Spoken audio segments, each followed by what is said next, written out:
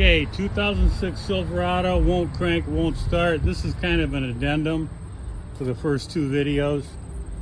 The fuse box is pretty easy to get to. There's a beautiful diagram here of what's what. There's a starter, crank, there's a crank fuse, ignition fuse, a starter fuse, some obvious things to check. If it won't crank, it won't start. In our case, everything checked good.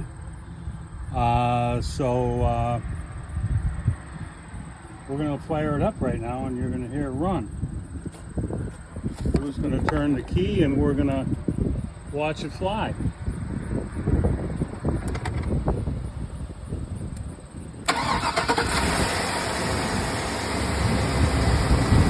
I'm talking about right there.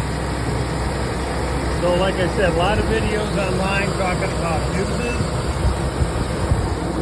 This is all self-explanatory. Check for mic. Check for eating through two wires under this. This pulls up.